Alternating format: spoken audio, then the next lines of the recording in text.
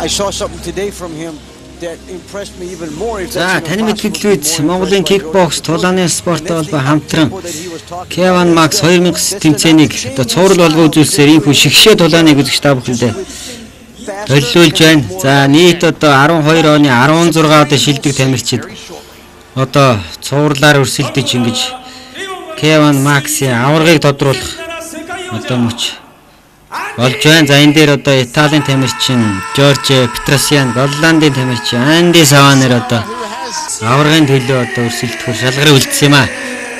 За би түрүүс Giorgio Petrosian-ийн хувьд бол ярих юм зөндөө энэ Армени гаралтай одоо Италийн тамирчин.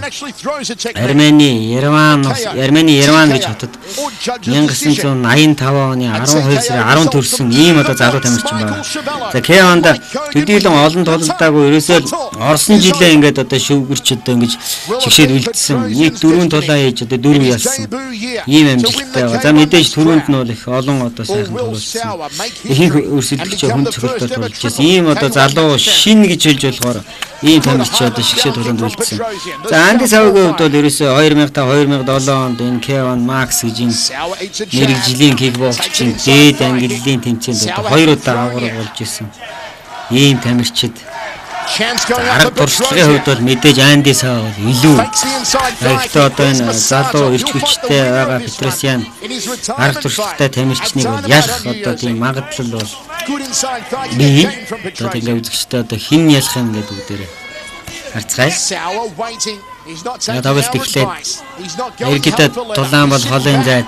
За тэгээд Petrosian бол солгоо юм өрөлттэй тамирчин байгаа. За энэ улаан бэлэгтэй тулдж байгаа тамирчин л Италийн тамирчин Giorgio Petrosian байгаа. За солгоо. За тэгээд хөл гарын аль ч одоо өшөглөл гарын одоо цохилт бол аль аль нь хүчтэй.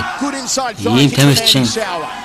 За Голландын тамирчин Andy Savva бол одоо энэ бүхэн ингийн дээлийтэй. Заасаа Petrosian шахаад мөн гараар нь хэд хэд удахгүй оновчтой хүчтэй юм довтлогоонуудыг хийлээ.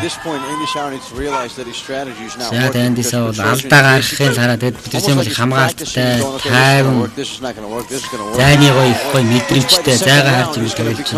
За сая яг хөлөө довтлогод хөл рүү их оновчтой довтлоо.